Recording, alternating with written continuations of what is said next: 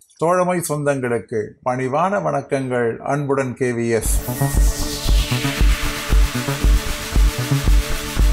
Transfer and placement குறித்து 3/8/2023 அஞ்சல் இலாக்கா ஒரு ஆணை வெளியிட்டிருக்கிறது. அது ஒரு முக்கியமான ஆணையாக உள்ளது. இந்த ஆணையை பற்றி நீங்கள் ஏன் வீடியோ வெளியிடவில்லை என்று ஒரு அன்பர் என்னிடம் கேட்டிருந்தார். நான் சற்று சரிபார்த்த பிறகு உள்ளபடியே இந்த ஆணை குறித்து நான் வீடியோ விடாமல் இருந்தது எனக்கே ஆச்சரியமாக இருந்தது. ஏனென்றால் இது ஒரு முக்கியமான ஆணை. இந்த ஆணையிலே ஏற்பட்டிருக்கக்கூடிய மாற்றம் என்பது ஊழியரை பாதிக்கக்கூடிய ஒரு மாற்றமாக கருத வேண்டிய அளவிலே இருக்கிறது என்பதுதான் என்னுடைய கருத்து.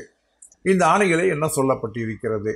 ஏற்கனவே இந்த டிரான்ஸ்ஃபர் அண்ட் பிளேஸ்மெண்ட் கமிட்டி என்பது எப்படி அமைக்கப்பட வேண்டும் என்பது ஆர்டி ஆர்டரிலே சொல்லப்பட்டிருக்கிறது. அந்த ஆர்டி ஆர்டரிலே கோட்ட அதிகாரி, கோட்டத்திலே உள்ள ஒரு துணை அதிகாரி மற்றும் கோட்டத்திற்கு வெளியே உள்ள மற்றொரு கோட்ட அதிகாரி ஆகிய 3 பேரை கொண்டு இந்த டிரான்ஸ்ஃபர் அண்ட் பிளேஸ்மெண்ட் கமிட்டி என்பது நடைமுறையில் இருந்தது. இந்த முறையானது இந்த 3/8/2023 அன்று ஆணையிலே மாற்றப்பட்டிருக்கிறது.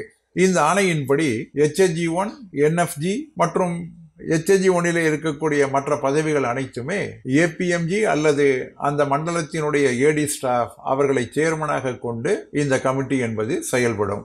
2 மெம்பர்கள் APMG அல்லது AD அல்லது அதற்கு இணையான அதிகாரிகள் மெம்பராக செயல்படுவார்கள். DPS ஹெட் குவார்ட்டர்ஸ் அல்லது DPS ரீஜியன் என்பவர் அப்ரூவிங் அத்தாரிட்டியாக செயல்படுவார். ஒருவருக்கு NFG-யிலே பதவி உயர்வு கிடைக்கிறது என்றால் அவரை அந்த சம்பந்தப்பட்ட அந்த சேம் ரீஜியனிலே தான் அந்த மண்டலத்திலே போடுவதற்கான முழுமையான முயற்சி மேற்கொள்ள வேண்டும். அப்படி முடியவில்லை என்றால் அருகிலே இருக்கக்கூடிய ரீஜியனிலே தான் அவர்களை பணியமர்த்த செய்திட வேண்டும். அவ்வாறு அலாட்மெண்ட் செய்யக்கூடிய நேரத்திலே ஏற்கனவே HHG1 மற்றும் NFG-யிலே யாருடைய விண்ணப்பமாவது பரிசீலிக்கப்படாமல் பெண்டிங்கிலே இருந்தால், நிலுவையிலே இருந்தால் அவைகளை முதலிலே கவனித்துவிட்டு அவைகளை பரிசீலித்துவிட்டு அதற்கு பின்னால் தான் இந்த அலாட்மெண்ட் என்பதையே போட்டியிட வேண்டும் என்று சொல்லியிருக்கிறார்கள். HHG2, LHG இவைகளுக்கும் இந்த அப்ரூவிங் அத்தாரிட்டி என்பது DPS ஹெட் குவார்ட்டர்ஸாகத்தான் இருப்பார். அவர்தான் இந்த அலாட்மெண்ட் செய்வதெல்லாம் அவர்தான் செய்திடுவார். ஆனால் போஸ்டிங் அண்ட் டிரான்ஸ்ஃபர் என்பது அந்த சம்பந்தப்பட்ட ஹெட் ஆஃப் த டிவிஷன், அந்த கோட்டத்தினுடைய அதிகாரி HHG2 முதல் PA லெவல் வரை அவர்தான் இனி பணி நியமனம் என்பதை செய்திடுவார். இந்த டிரான்ஸ்ஃபர் அண்ட் பிளேஸ்மெண்ட் கமிட்டி என்பது தற்பொழுது மாற்றப்பட்டு இருக்கிறது. இந்த டிரான்ஸ்ஃபர் அண்ட் பிளேஸ்மெண்ட் கமிட்டியிலே சம்பந்தப்பட்ட கோட்ட அதிகாரி, அந்த சம்பந்தப்பட்ட அந்த கோட்டத்திலே உள்ள 2 அதிகாரிகள், டெப்டி SP அல்லது ASP அல்லது IP 2 அதிகாரிகள் மெம்பராக செயல்படுவார்கள். அந்த நியமனத்தை எல்லாம் கோட்ட அதிகாரியை செய்திடுவார் என்று சொல்லப்பட்டிருக்கிறது. ஏற்கனவே அண்டை கோட்டத்தினுடைய கோட்ட அதிகாரி மற்றும் சம்பந்தப்பட்ட கோட்டம் மற்றும் ஒரு துணை அதிகாரிகள் இருக்கக்கூடிய அந்த டிரான்ஸ்ஃபர் அண்ட் பிளேஸ்மெண்ட் கமிட்டி என்பது முழுக்க கோட்ட அதிகாரியினுடைய செயல்பாட்டிற்கு கீழே கொண்டு வரப்பட்டு இருக்கிறது. ஒரு கோட்ட அதிகாரி ஒன்றை நினைத்தால் அதை அந்த கோட்டத்தில் அவருக்கு கீழ் பணிபுரியக்கூடிய மற்ற அதிகாரிகள் நிச்சயமாக அவற்றுக்கு தன்னுடைய ஆட்சேபங்களை எழுப்புவதற்கான வாய்ப்பு என்பது இல்லை.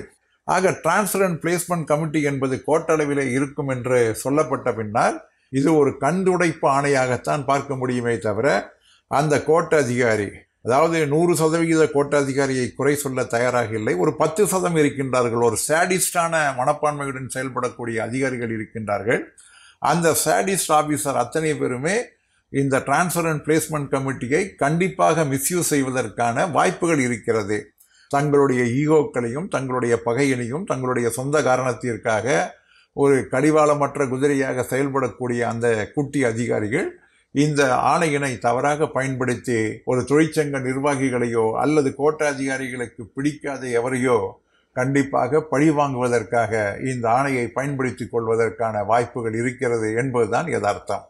சமீபத்திலே கூட தமிழகத்திலே ஒரு கோட்டத்திலே தேவையில்லாமல் இடமாற்றங்கள் அந்த அதிகாரி இந்த ஆணையை தவறாக பயன்படுத்தித்தான் செய்திருக்கிறார் என்பதும் கூட ஒரு வெள்ளிடை மலை. கண்டிப்பாக மண்டல அதிகாரி அதில் தலையிட்டு ஒரு சரியான தீர்வினை காண்பார் என்கின்ற நம்பிக்கை எனக்கு இருக்கிறது. ஏனென்றால் அந்த மண்டல அதிகாரி ஒரு நேர்மையானவர் என்கின்ற அடிப்படையிலே நிச்சயமாக தலையிடுவார் என்கின்ற நம்பிக்கை எனக்கு இருக்கிறது. ஆனாலும் கூட இந்த ப்ரொவிஷன் ஆனது மிஸ்யூஸ் செய்வதற்கான வாய்ப்புகள் என்பது எதிர்காலத்திலே நிறைய இருக்கிறது. அதே போன்று ஒரு ப்ரொமோஷன் HSG to LSGக்கு வரக்கூடிய நேரத்திலே அதே கோட்டத்திலே முடிந்தவரை அங்கேயே போட வேண்டும், இல்லை என்றால் தான் அருகிலே உள்ள கோட்டத்திலே போட வேண்டும்.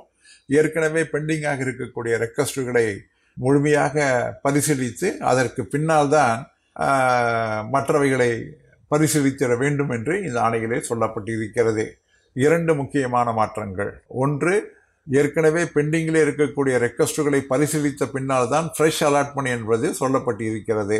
அதே போன்று HSG 2 வரை போஸ்டிங் அண்ட் டிரான்ஸ்ஃபர் என்பது கோட்ட அளவிலே என மாற்றப்பட்டிருக்கிறது. இரண்டாவதாக டிரான்ஸ்ஃபர் அண்ட் பிளேஸ்மெண்ட் கமிட்டி என்பது கோட்ட அளவிலே சுருக்கப்பட்டிருக்கிறது. அந்த டிரான்ஸ்ஃபர் அண்ட் பிளேஸ்மெண்ட் கமிட்டி என்பது ஒரு கேலி கூத்தாக மாற்றப்பட்டு இருக்கிறது என்பது என்னுடைய கருத்து. என் நண்பர்களே, நிச்சயமாக இந்த பதிவு உங்களுக்கு பயனளிக்கும் என்று நம்புகிறேன். மீண்டும் சந்திப்போம். அன்புடன் KVS.